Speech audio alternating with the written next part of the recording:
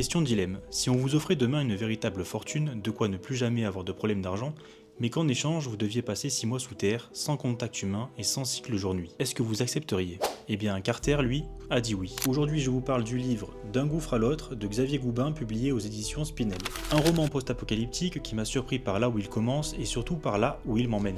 Parce qu'au départ, clairement on est presque dans un roman scientifique, on va suivre Carter, un géologue passionné qui va découvrir une cavité sous les Rocheuses, la NASA va lui proposer une expérience extrême, vivre 6 mois sous terre pour observer les effets d'un isolement total chez l'humain, sans lumière naturelle, sans rythme jour-nuit, sans sociabilité. Et alors à ce stade-là, à part si vous avez lu le résumé, absolument rien ne laisse deviner de la suite. Parce que quand Carter va remonter à la surface en pensant retrouver le monde qu'il a connu, il va vite comprendre que quelque chose a changé.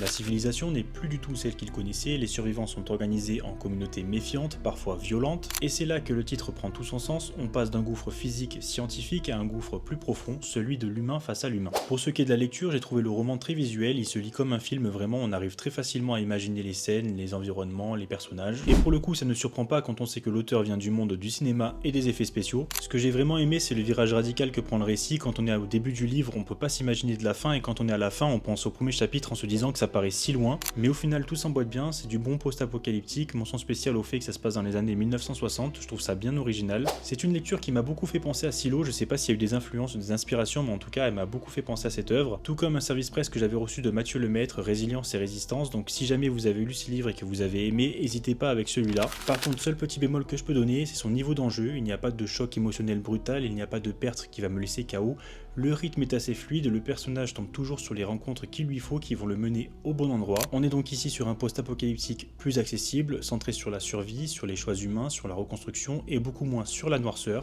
Mais bref, ça n'en reste pas moins une très bonne lecture si vous aimez les récits post-apocalyptiques avec un point de départ très original, une ambiance cinématographique et sur une vraie réflexion sur ce que l'homme devient quand tout s'effondre, alors D'un gouffre à l'autre pourrait vous plaire.